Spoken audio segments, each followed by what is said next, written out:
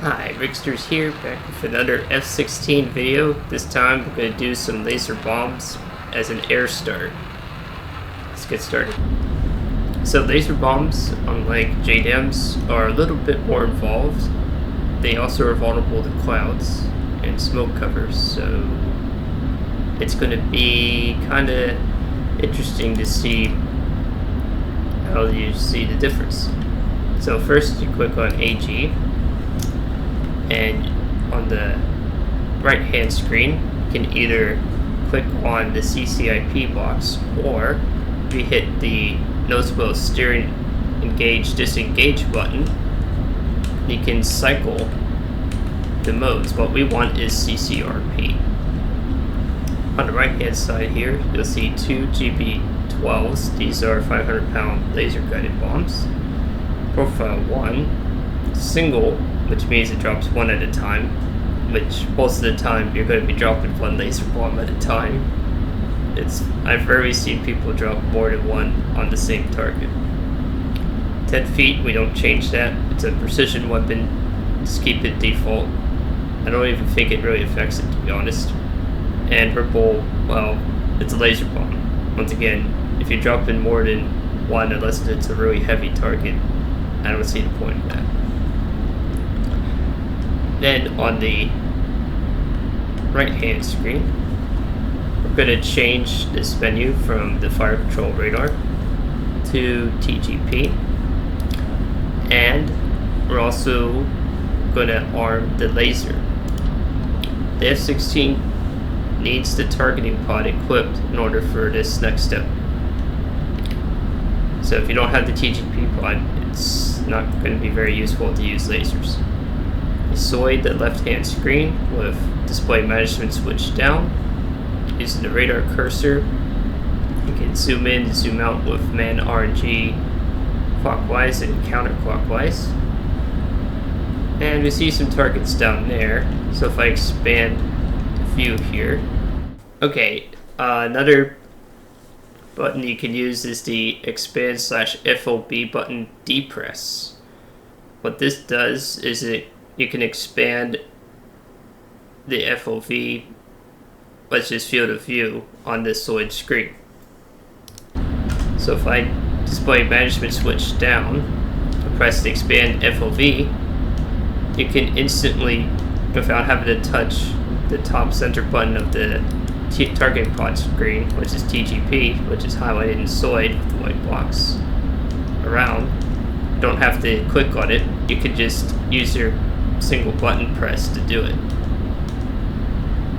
So to lock a target, at least in area track mode, let's lock up this truck right here. We hit target management switch right for area track, target management switch up for point.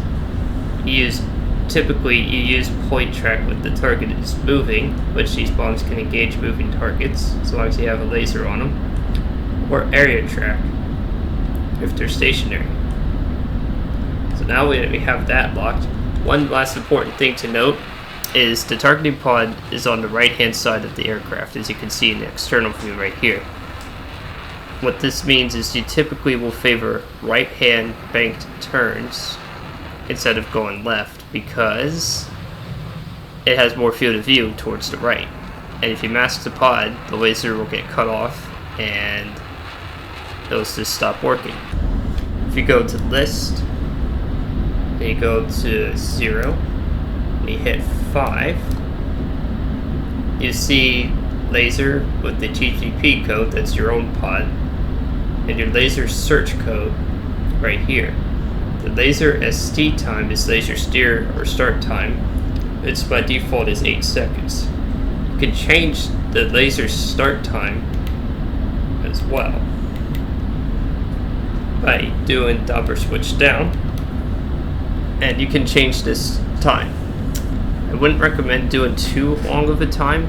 8 seconds usually is enough for the lighter bombs, but if you want to be extra sure, you can always change it to like 14 seconds, which I'm going to do for this video just to show you how to do it. So I type in 1.4 with the box highlighted here, press enter, and now It should be active for 14 seconds if it's on auto laze mode. Alright, so then let's unpause this.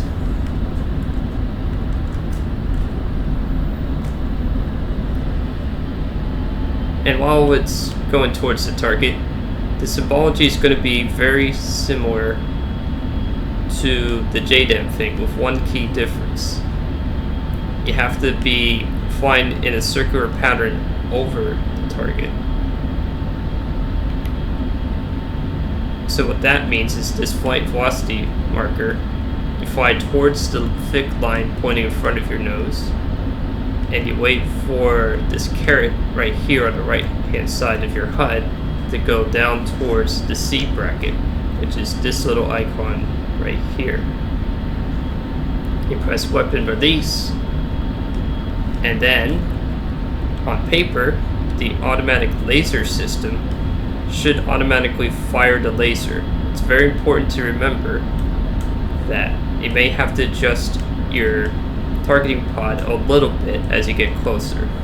So you want to aim towards the bottom of the target, not on top, because it points the weird parallax on the ground. It's a very important thing to know. It goes the same thing with JDAMs. So we're almost in range here. Gonna just steer a little bit here, hold weapon release. Still holding weapon release. You check your SMS page, which by default is shown here. Just keep holding it. Keep holding weapon release. And you let go. Now, on paper, laser should start firing soon. Yep, it's now automatically firing. If we press F6 here, you can see the bomb is away and tracking towards the target. It's recommended to zoom out the targeting pod and using your radar cursor to adjust the bomb if needed. You don't want to do it too much because you decrease its effective range. So we'll go over one more pass as well.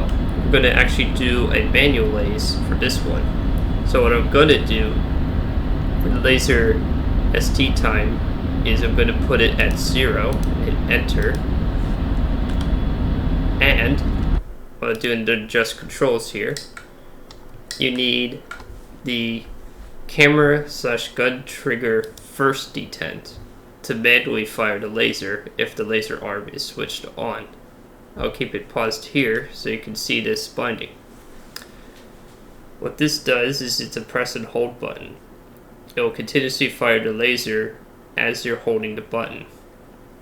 This is more useful for buddy lasing, or if you don't trust the laser automatic system, you can also do it as well. There's no wrong way of doing this. You just will need to know that it's a little more work when you do it that way for yourself.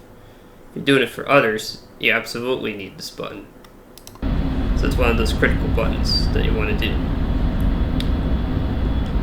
So I'm going to speed up time here.